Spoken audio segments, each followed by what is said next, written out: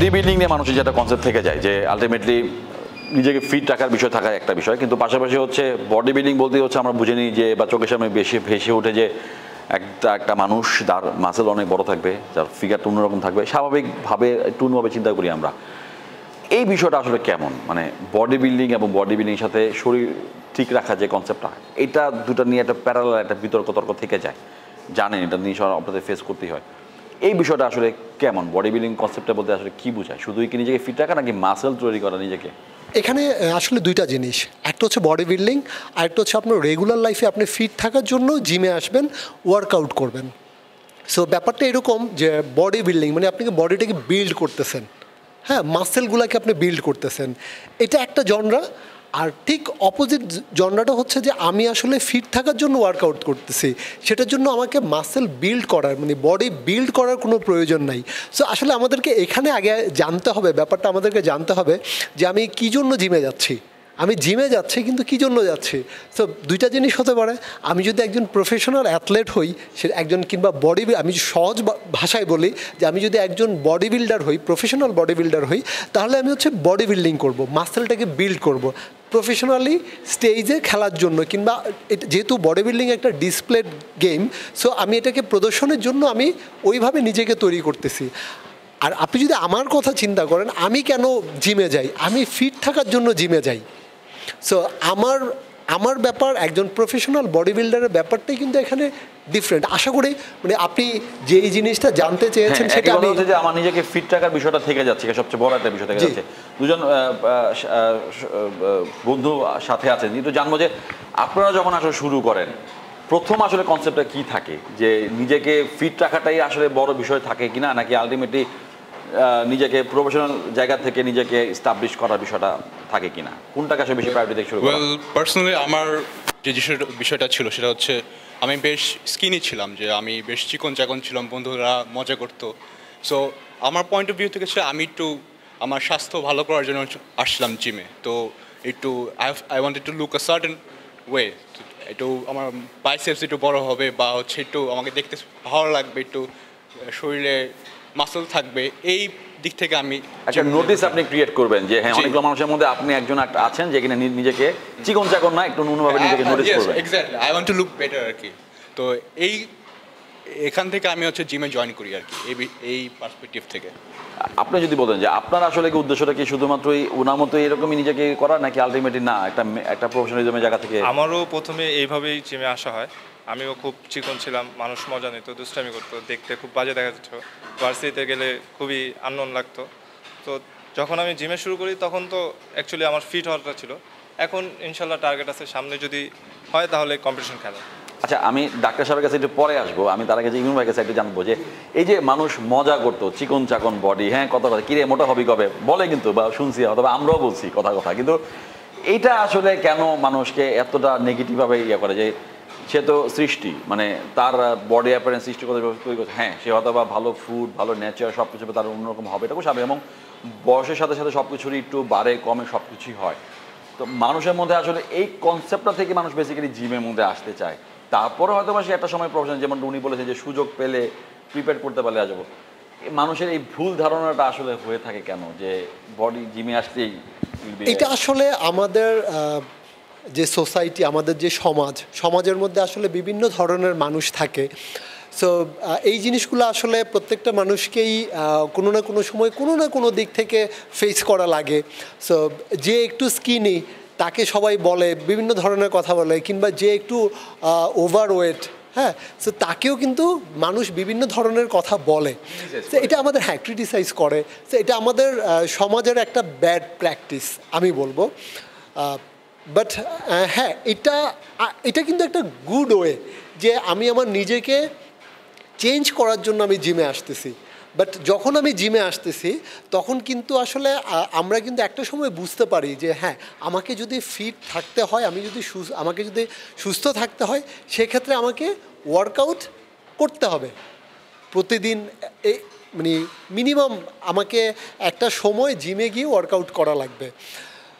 In the mean time আবার দেখেন যেমন সে যেটা মাসুদ যেভাবে চিন্তা করতেছে যে ওকে মানুষ বুলি করতো, ও জিমে আসছে, এখন ও ভালো একটা রেজাল্ট পেয়েছে, এখন তার ভিতরে কিন্তু ওই ইচ্ছাটা জাগতেছে যে আমি প্রফেশনালি খেলবো, বডি বিল্ডিং খেলবো, কনফিডেন্ট আমাদের কাজ করছে, কনফিডেন্ট। সে কিন্তু আগের থেকে এখন অনেক বেশি কনফিডেন্ট। সো এই ব্যাপারগুলো কিন্তু আপনাকে চিন্তা করা লাগবে যে আমরা যখন জিমে যাচ্ছি আমাদের মধ্যে কিন্তু চেঞ্জেসটা আসতেছে, মানসিক একটা বড় রকম পরিবর্তন থাকে। অনেক অনেক। ডাক্তার সাহেব, আমি এই মানসিক জায়গা থেকে একটু আপনার কাছে আসি যে আমরা প্রায় শুনি, ইভেন আমার অনেকেও বলেছে যে জিমে গেলে রেগুলার যেতে হবে, তুমি যদি আবার হট করে জিমটা অফ করে দাও তোমার ফিজিক্যালি অনেক অসুবিধা হবে, কারণ এখানে অনেক ইনস্ট্রুমেন্ট আছে, অনেক কিছু দিয়ে আমরা যারা জিম করে। আর বেসিক্যালি ভালোর জন্য সবাই বলে যে সকালে ঘুম থেকে উঠে হাঁটা, কিংবা রাতেরবেলা অনেকে আবার দেখি যে রাতেরবেলা আবার একটু হাঁটাহাঁটি করে, লাইক আমরা গুলশান এইসব জায়গাগুলো যদি দেখি।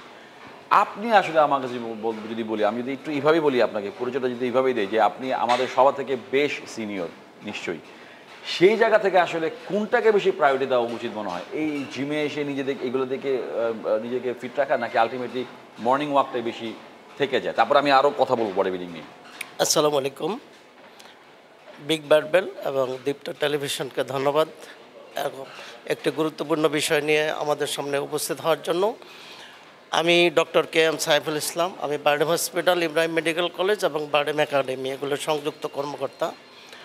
আমরা যেটা মনে করি যে শারীরিক সুস্থতার জন্য এবং নিজেকে যথেষ্টই একটু সুস্থ মেজাজের রাখার জন্য জিমগুলির গুরুত্ব অপরিসীম।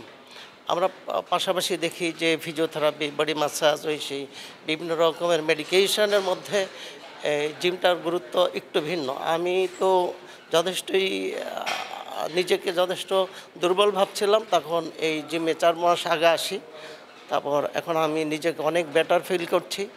এবং আমি মনে করছি যে প্রত্যেকটি ব্যক্তির, সে স্বাস্থ্য ক্ষীণ হোক আর বাল্কি হোক, তাকে জিমে এসে একটু এক্সারসাইজ করা উচিত। আর আমাদের যেটা বক্তব্য থাকে, জাতীয় অধ্যাপক প্রফেসর ইব্রাহিম স্যার বলেছিলেন ডিসিপ্লিন, ডায়েট এবং ড্রাগ। তাই সেই অর্থে আমি চিন্তা করছি যে এক্সারসাইজটা যথেষ্ট একটা গুরুত্বপূর্ণ বিষয়, এবং সেটা যদি জিমে হয়, জিমের মধ্যে মাল্টিপল ইনস্ট্রুমেন্টগুলি আছে, এগুলোর মধ্যে আমরা আমাদের অনেকগুলি কিছু স্বস্তি খুঁজে পাই। লোয়ার অ্যাবডোমেনের যে আমাদের স্কিনগুলি ভারী হয়ে যায়, এগুলি থেকে শুরু করে নিজেদের সুস্থতা, রেসপিরেশনের যে বিষয়গুলি আছে, ব্লাড সার্কুলেশনের যে বিষয়গুলি আছে, তারপর আমাদের যে ভাইটাল সাইনটা আছে, এটা যথেষ্টই কন্ট্রোল করার একটা উপযুক্ত জায়গা এই জিমগুলি। এই জন্য আমি জিমে এসেছি এবং সবাইকে আমি আহ্বান জানাচ্ছি এবং ইন্সপিরেশন করছি যে সবাই যেন একটু সময় করে তারা এই জিমের মধ্যে আসেন। ওকে, তার মানে ডাক্তারের কাছ থেকে আমরা পাইলাম যে অফিসিয়ালি প্রেসক্রিপশন হচ্ছে যে জিমে আসলে is fit for body. In fact তাহলে একটা প্রশ্ন থেকে যায় যে এই যে জিমে আসছি, জিমে আসে আমরা করছি, এক একজনের এক এক রকমের অবজেক্ট থাকে। কেউ থিঙ্ক থেকে একটু বাল্ক হওয়ার চেষ্টা, কেউ হয়তো এখান থেকে প্রফেশনাল যাওয়া চিন্তা আসে, পরিবেশন আসে। কিন্তু আমরা জিমগুলোতে যা দেখি, আমরা যখন বডি বিল্ডিং করি, আপনি অনেকগুলো বডি বিল্ডিংয়ের বিভিন্ন মানে বিভিন্ন কী বলবো এটাকে, যে এই ধরনের কম্পিটিশনগুলো হচ্ছে আপনি করেছেন, আপনি রিসেন্টলি এটা করেছেন গত সপ্তাহে। আলটিমেটলি কি মনে হয় যে আমাদের যে ইন্টারন্যাশনাল বডি বিল্ডিংয়ের স্ট্যান্ডার্ড ওয়ার্ল্ডে যেমনটা হওয়া উচিত, তেমনটার সাথে আমাদের আসলে শুধু এরকম কিছু কমন ইনস্ট্রুমেন্ট দিয়ে আসলে সেই কম্পিটিশন বা ওই স্ট্যান্ডার্ডে যাওয়ার সুযোগ আছে? অবশ্যই আছে, আমি বলবো যে অবশ্যই আছে। আপনি যদি ওয়ার্ল্ডের বড় বড় ফুটবল তারকার দিকে তাকান, আমি যদি ক্রিস্টিয়ানো রোনালদো কিংবা নেইমার, তারা কিংবা এরও আগের যারা আছেন ম্যারাডোনা কিংবা পেলে, তারা কোত্থেকে উঠে আসছেন, তারা কোন ধরনের ফ্যামিলি থেকে উঠে আসছেন, তাদের আসলে ফ্যাসিলিটি কতটুকু ছিল, তারাও কিন্তু একদম মিনিমাম ফ্যাসিলিটি থেকেই কিন্তু বিশ্ব সেরা তারকা হয়েছেন।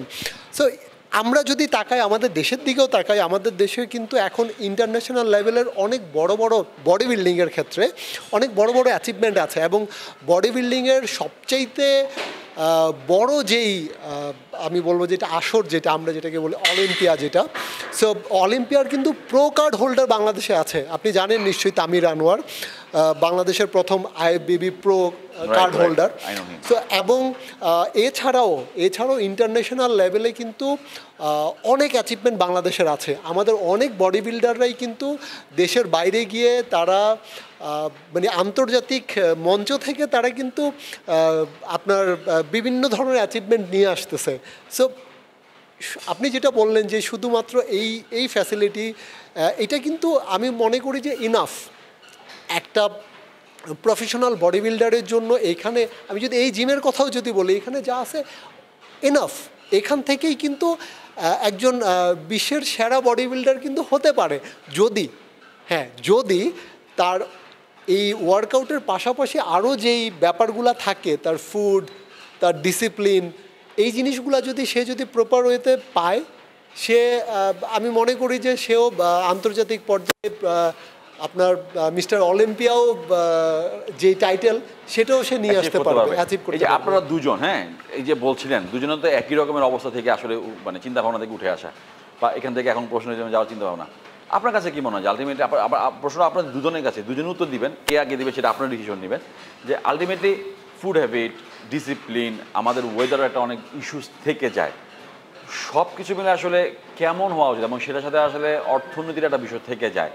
কারণ আমরা ওয়েল ফুড বলতে যেগুলো বুঝি, নিউট্রিশন যেগুলো আমার খুব বেশি পরিমাণে আমাদের ইফেক্ট হয়, কারণ প্রচুর ওয়ার্কলোড নেওয়ার পরে, প্রচুর ওয়ার্কআউট করার পরে একটা হাংরি সবাই হয়ে যায়, তাই না? ওই সময়টাতে আসলে কি নিশ্চয়ই গামলা ভরে ভাত খেলে ভালো লাগবে না, ওইটা জন্য আলাদা একটা ফুড আছে অল্প কিন্তু খুব নিউট্রিটেড, যেটা কিনা আমার খুব শরীরের জন্য ইনস্ট্যান্ট কাজে দিবে।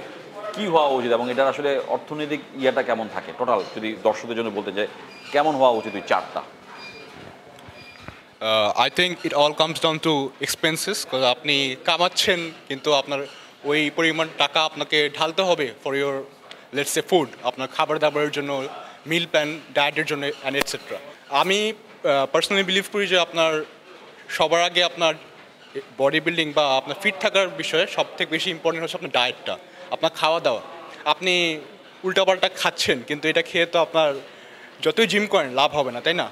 তো এই যে আপনি যেটা বললেন অ্যাবাউট দ্য এক্সপেন্সেস, সো হ্যাঁ, আমার ওই পরিমাণ টাকা আমাকে আমি বলবো ইনভেস্ট করতে হবে আপনার ডায়েটের উপর। তারপর হচ্ছে এগেইন আপনার ডেইলি আপনাকে রাতে 8 ঘন্টা করে ঘুমাতে হবে। সো আপনাকে ডিসিপ্লিন থাকতে হবে in order to get achievable let's say body. আপনি যেভাবে দেখতে চান ওইভাবে আপনাকে অবভিয়াসলি আপনাকে ডিসিপ্লিন ওয়েতে আপনাকে আপনার পার্সু করে যেতে হবে। একটা আইডিয়াল বডি বিল্ডারে আসলে কেমন চার্ট হওয়া উচিত, বা তার সেই সাথে ফুড কনজাম্পশনগুলো কেমন হওয়া উচিত, মানে টোটাল যদি আমি একটা চার্ট বলি, আপনি আসলে কীভাবে মেনটেন করার চেষ্টা করেন? এখানে আমাদের হচ্ছে প্রোটিন, কার্বস, কার্বোহাইড্রেট সব কিছুরই একটা সমান মাত্রায় প্রয়োজন থাকে। সো ওইভাবে মেনটেন করে খাবার খেতে হবে। আইডিয়াল ফুড বলতে হচ্ছে আমাদের যেমন চিকেন থাকে, ডিম থাকে।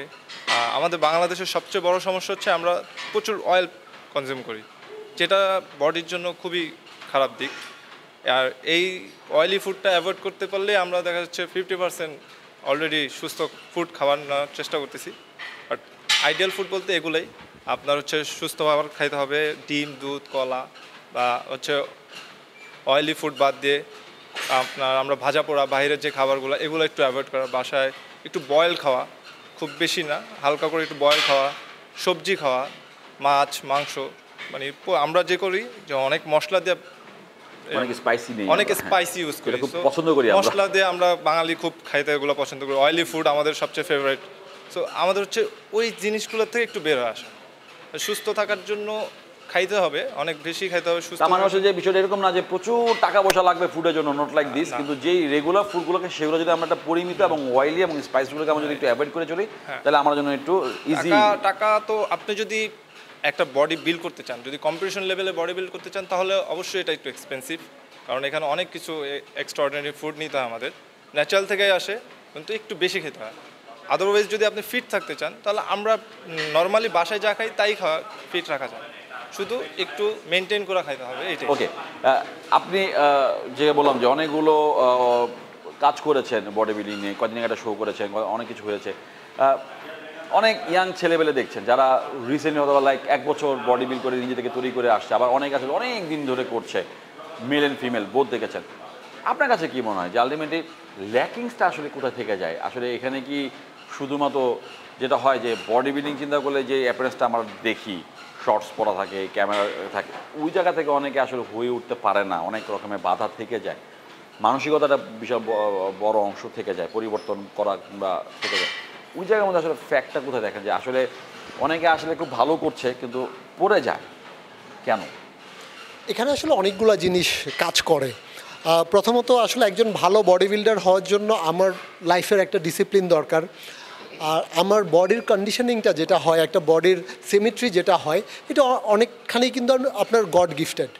সো আমাকে আমার মধ্যে যদি ওই ব্যাপারটা যদি না থাকে, আমি যত চেষ্টা করি না কেন আমি কিন্তু টপে যেতে পারবো না। হ্যাঁ, আমি কিন্তু টপে যেতে পারবো না যদি গড গিফটেড ওই ব্যাপারটা আমার মধ্যে বডির মাসেল ম্যাস কিংবা ওই প্রপোর্শনের যে ব্যাপারগুলো থাকে একটা প্রফেশনাল বডি বিল্ডারের ক্ষেত্রে, ওই জিনিসগুলো যদি না থাকে আমি কিন্তু পিকে যেতে পারবো না। আমি যদি proper diet, workout and rest কিংবা আমার অন্যান্য সাপ্লিমেন্টারি যেই জিনিসগুলো আছে ওইগুলো যদি আমি প্রপার ওয়েতে মেনটেন করি, সো আমি ভালো একটা জায়গায় যেতে পারবো।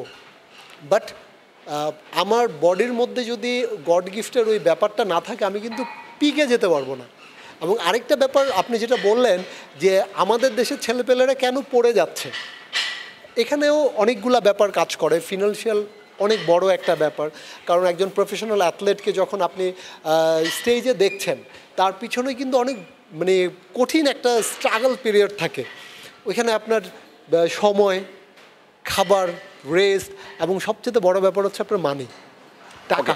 মানি, সে অনেক টাকা খরচ করে স্টেজে উঠছে, শো করছে, নিজেকে প্রুফ প্রমাণ করছে, ফার্স্ট সেকেন্ড থার্ড সে তার অনুযায়ী পাচ্ছে, কিন্তু সেই যে প্রাইজ মানিটা পায় সেটা খুবই হাস্যকর থাকে যায়। এটা নিয়ে অনেক দুর্ঘটনা ঘটেছে। আমি দুর্ঘটনাই বলবো কথাটা, যেটা অনাকাঙ্ক্ষিত আমরা দেখেছি, আপনি জানেন। তো এইরকম ঘটনা হওয়ার পরও এখনকার ছেলেপেলেরা এইগুলো নিয়ে করছে, কাজ করছে, খেলছে, এরপর মানুষ ইন্সপায়ার্ড হচ্ছে। টাকার অঙ্কটা কেন বাড়ে না? আমরা আপনি একজন অর্গানাইজার হয়েও, আমি যদি প্রশ্নটা এইভাবেই করি, আপনি তো নিজে অর্গানাইজ করেছেন, কেন আসলে আসে না? মানি বিষয়টা ফ্যাক্ট থেকে যায় শুরু থেকে শেষে, তাহলে কেন টাকার অঙ্কটা বাড়ে না? এখানে আসলে অনেকগুলো ব্যাপার কাজ করে। আপনি যখন সরকারি কোনো একটা খেলার দিকে, আমি যদি ফেডারেশনের কথা বলি, সরকারি যে ফেডারেশনগুলো আছে, সো এই ফেডারেশনগুলো আসলে সরকার কি আমাদেরকে ওই পরিমাণ অনুদান দিতে পারতেছে, এটা একটা কোশ্চেন থাকে। এখন কিন্তু হচ্ছে প্রাইভেটলি কিন্তু অনেক কিছু হচ্ছে। আপনারা কয়েকদিন আগে একটা BD marshal show, totally private একটা কনসেপ্ট ছিল, এবং এটাকে আপনারা কিন্তু অলরেডি এখনো অনেকেই আপনারা দিচ্ছেন, এখন অনেকে গাড়ি হ্যান্ড ওভার ব্যাপারে অনেক ব্যাপার থেকে যাচ্ছে। কেন আসলে এইসব ডিলেগুলো হচ্ছে? মানে এটা কি আসলে দায়ভারটা কি শুধু সরকারের উপর দিলে হবে? না তো না, এখন তো চেঞ্জ হয়েছে। অবশ্যই চেঞ্জ হয়েছে। আপনি বেসরকারি যখন কোনো একটা খেলা হয়, ওইটা আসলে প্রাইভেট অর্গানাইজেশন যেটা থাকে তারা যেভাবে কাজ করে, তারা যেটা চায়, ওইটা অনেক কিছুই পসিবল। বাট আপনি যদি গভর্নমেন্ট অর্গানাইজেশনের দিকে চিন্তা করেন, সেটা কিন্তু অনেক কিছু থাকে না। ইভেন আমি এটা বলবো যে আমার একটা ফ্রেন্ড, আমার খুব ক্লোজ ফ্রেন্ড, সে দেশের বাইরে থাইল্যান্ডে যাওয়ার জন্য সে প্রিপারেশন নিচ্ছে। সো সে দেখলো কি থাইল্যান্ডে যে খেলাটা হচ্ছে ওইটা আপনার আইএফবিবির একটা খেলা হচ্ছে, তো সেখানে আপনার রেজিস্ট্রেশনের জন্য বাংলা টাকায় প্রায় 60,000 টাকা শুধু রেজিস্ট্রেশন ফি লাগতেছে। এখন আমাদের দেশের যে খেলাগুলো হচ্ছে আপনি নিশ্চয়ই জানেন, আমরা 500 টাকা যদি রেজিস্ট্রেশন ফি ধরি, এতেই কিন্তু আমাদের মধ্যে একটা বেশ আলোড়ন সৃষ্টি হয়ে যায়। 500 কেন, কিংবা 1000 কেন, কিংবা 1500 টাকা কেন? সো এই ব্যাপারগুলোও কিন্তু আমাদেরকে আসলে চিন্তায় রাখতে হবে।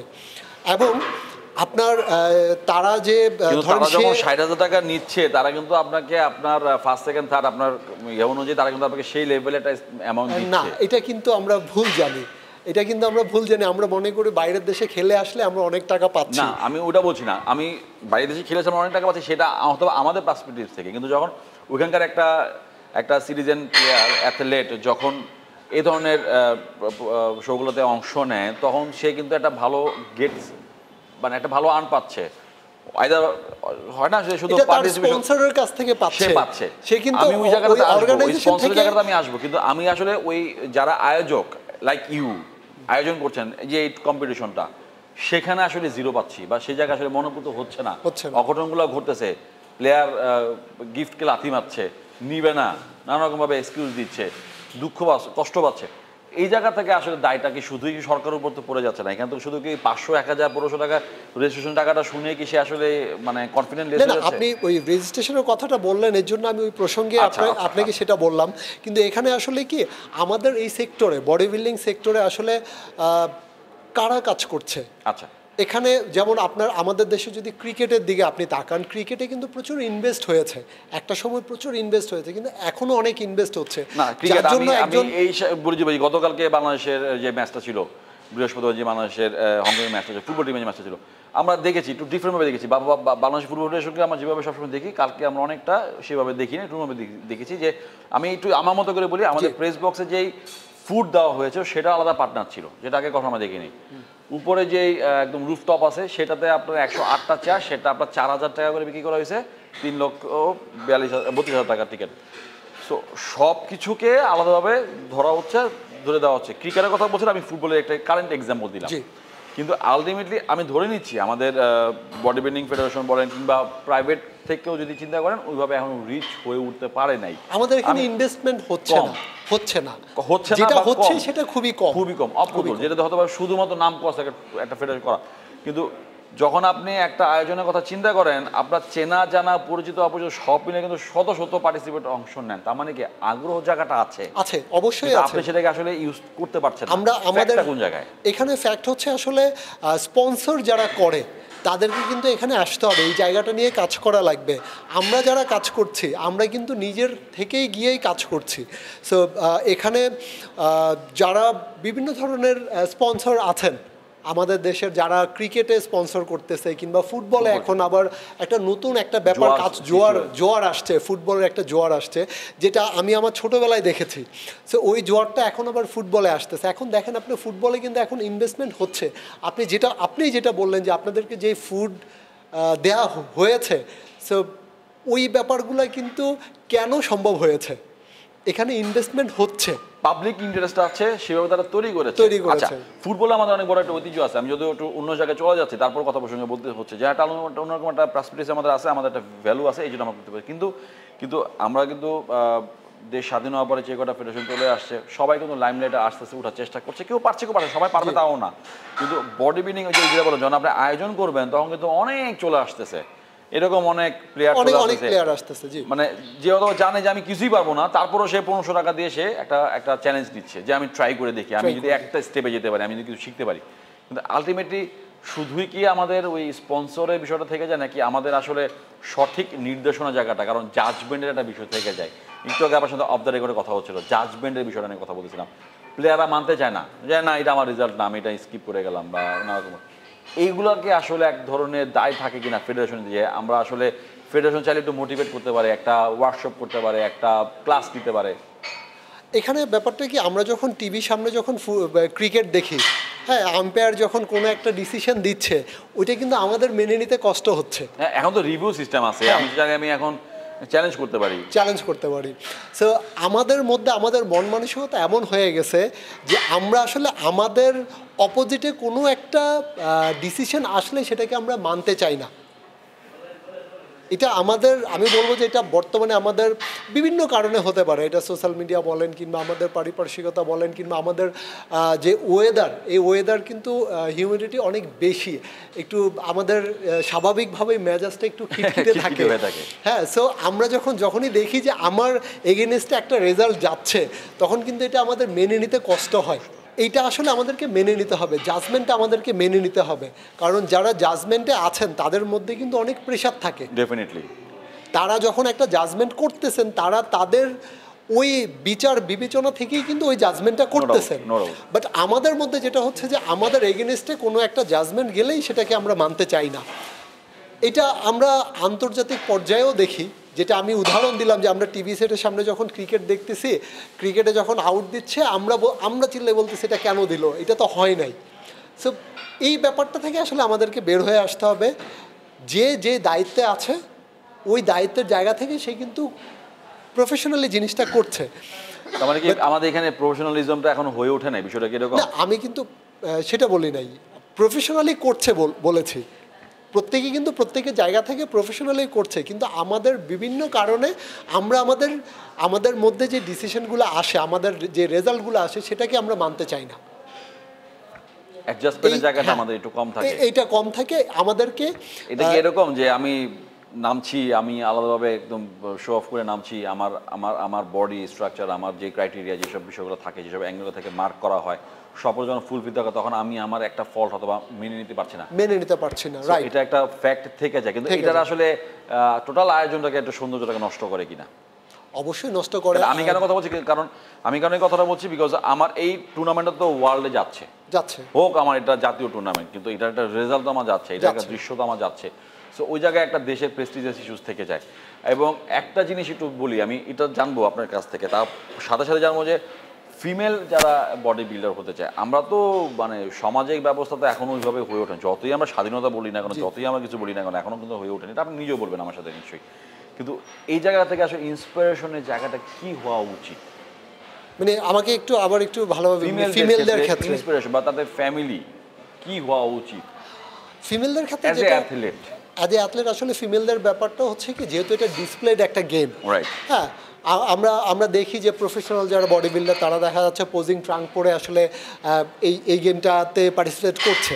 বাট আমাদের দেশের কালচার, আপনি শুধু রিলিজিয়াস ব্যাপার না, আপনি রিলিজিয়াস যদি আপনি অন্য কোনো, মানে আমাদের এখানে মেজরিটি হচ্ছে মুসলিম, সো আপনি যদি অন্য কোনো একটা ধর্মেরও যদি একটা মেয়ের কথা চিন্তা করেন, মূলত এই ডিসপ্লেড গেমটা যেভাবে যে ড্রেসটা পরে আপনার খেলতে হয়, এটা কিন্তু অন্য ধর্মের লোকজনও কিন্তু জিনিসটাকে তাদের মেনে নিতে কিন্তু কষ্ট না, তারা পারবে না, হ্যাঁ পারবে না। সো এটা শুধু আমাদের ইসলাম ধর্মের জন্য না, এটা আমাদের কালচারাল একটা ব্যাপার। কিন্তু আমরা আসলে তার এখান থেকে বেরোতে পারিনি এখনো, না আমরা পারি নাই, হ্যাঁ আমরা পারি নাই। সো এটা আমাদের দেশে কিন্তু এই জিনিসটা একটা অনেক বড় একটা ফ্যাক্ট। আপনি দেখবেন যে আমাদের দেশের হিন্দু সম্প্রদায়ের যেসব মহিলারা আছে, তারাও কিন্তু মাথায় ঘোমটা পরে দেখবেন যে চলাফেরা করতেছে। পারিপার্শ্বিকতার কারণে এই জিনিসটা হয়ে ওঠে, আলটিমেটলি বিষয়টা থাকে যায়। আমি একটু স্যারের কাছে আসবো। স্যার, আমি আপনার কাছে এইভাবে জানবো যে অনেকক্ষণ ধরে শুনছিলেন, অনেক কথাবার্তা শুনছিলেন, অনেক আলোচনা শুনছিলেন যে পারা না পারা, আমাদের কালচারাল সব কিছু। আমি আপনার কাছ থেকে একটু এইভাবে নিউট্রালি জানতে চাই যে কি মনে হয় যে আমাদের আসলে এটা থেকে কোনো ফিউচার আছে কি? আপনি নিজেও এখন জিম করছেন, আপনি নিজেও নিজেকে ফিট রাখার জন্য, কিন্তু আলটিমেটলি যখন বডি বিল্ডিংয়ের একটা প্রতিযোগিতা যাবেন, আপনার কাছে কি মনে হয় যে আলটিমেটলি আমাদের কি কোনো ফিউচার আদৌ কি আছে? ধন্যবাদ আপনাকে। আমরা যেটা মনে করছি, আলোচনায় যেটা ভেসে আসছে, সোশ্যাল লাইফে যেটা আমরা দেখছি, যে আমরা যেই কাজটা করছি এটার নিড কতটুকু আছে ব্যক্তিগত জীবনে, পারিবারিক জীবনে, আন্তর্জাতিক জীবনে। আর আপনি অপ্রিয় হলো একটা সত্য কথা যে ভারতের বিচারপতি মার্কান্ডে কার্য প্রেস ইনস্টিটিউটের চেয়ারম্যান উনি ছিলেন, উনি বলছেন যে 90% ভারতীয়রা ইডিয়ট। আমাদের সিএম শফিক আহমেদ স্যারও বলছিলেন যে আমি বলে যেটা বলছি যে আমাদের অনেক লোক, সংখ্যাটা আমি নাই বলি, সাইকোলজিক্যাল ইল, এবং এই তারা দেখবেন যে কিছু আছে অটিজমে পেয়েছে। এই অটিজমটার অনেকগুলো কারণ আছে, অনেকগুলো অটিজম প্রতিষ্ঠান তৈরি হয়েছে। তো সে যাই হোক, আমি যে সুস্থ থাকার জন্য এটা যে যথেষ্ট একটা এসেনশিয়াল বিষয়, এটাকে আমরা গণসচেতনতার মাধ্যমে আমরা জানাতে হবে। সেকেন্ড টাইম হচ্ছে যারা আপনার সাংবাদিক বন্ধুরা আছেন, যারা কলাম লিখেন, যারা গবেষক, তাদের লেখার মধ্যে, প্রচারণার মধ্যে এই বিষয়টার যৌক্তিক ব্যাখ্যা তুলে ধরতে হবে। জি, গণমাধ্যম এটার একটা যৌক্তিক ব্যাখ্যা তুলে ধরতে হবে। সেই সাথে যারা পিপলস আর ফিজিক্যাল মেডিসিনের যারা ফিজিশিয়ান আছেন, যারা মেডিকেল সার্জন আছেন, মেডিকেল স্টাফ আছেন, এদেরকে গণমানুষকে বলতে হবে, যেমন আমরা বেরিয়াট্রিক সার্জারি করি, কিন্তু আসলে বেরিয়াট্রিক সার্জারি একটা সময় দরকার হয় না, এটা লক্ষ লক্ষ টাকার বিষয়, লাইফ থ্রেটে চলে যায়। কিন্তু যদি এই সমস্ত জিমে আসে, আপনাকে একটু আমি অধিক সতর্কতার জন্য বলছি, আমি অনেকগুলো এখানে আসার আগে অনেকগুলো জিম সার্চ দিয়েছি এবং আমি বুঝতে চেষ্টা করছি যে আমি কোথায় গেলে ভালো হয়। আমি ভিজিট করে দেখলাম যে এই জিমটা যথেষ্ট উপযোগী এবং যথেষ্ট রিচ, ইনস্ট্রুমেন্ট রিচ, এবং এখানের যারা ইনস্ট্রাক্টর আছেন, ওনার আছেন, ওনারা যথেষ্ট আন্তরিক। তো এরকম একটা সুন্দর পরিবেশে দেখা হলো যে আমরা যদি এখানে ব্যায়াম করে যেতে পারি, তারপর শারীরিক সুস্থতা ফেরত আনতে পারি, একটা সময় আমরা আমাদের গন্তব্যস্থলে পৌঁছে যাব, নিজের সুখী চিকিৎসা ব্যয় কমে যাবে। সঠিক একটা জিম থাকলে আসলে এটাকে আরো সুন্দরভাবে পেট্রোনাইজ করা যায়, আরো চমৎকারভাবে চিকিৎসা ব্যয় কমে যাবে এবং আমরা পরিবারের উপরে যে বোঝা হয়ে দাঁড়াই, আর্নিং একটা ভালো সুযোগ থেকে যায়। আমি একেবারে স্যার একদম শেষ দিকে আসি, আমি দুজন অ্যাথলিট দিয়ে শেষ করবো যে ভবিষ্যৎ তার মানে আমাদের আছে, শুধু দরকার হচ্ছে একটা সঠিক প্লেস এবং নিজেকে তৈরি করা জায়গা থেকে। এখান থেকে আসলে কি মনে হয় যে ব্যক্তির অবস্থান থেকে হোক বা কিংবা ফেডারেশন কিংবা জিম, আমি যেখানেই আপনি করেন, আপনি এই জিম থেকে করেন অথবা অন্য জিম থেকে করেন, আপনি যখন খেলবেন তখন আপনি সেই জিমকে অবশ্যই ওন করতেছেন ভেতর থেকে হইলো। দেশ তো আছেই সবার আগে, কোনটাকে আসলে ফার্স্ট অ্যান্ড লাস্ট প্রায়োরিটি ধরেই আসলে এটাকে নিয়ে একটা ফিউচার চিন্তা করা যায় আমাদের অ্যাজ এ অ্যাথলিট? আপনার কাছে কোনটা মনে হয়? বাংলাদেশে এখনও ওইভাবে পরিস্থিতি আমার মনে হয় না হয়ে উঠতেছে যে এটা অ্যাকচুয়ালি প্রফেশনালি করা যায়, বাট এখন হচ্ছে, আমরা অনেকেই ছোট থেকে চেষ্টা করতেছি। সো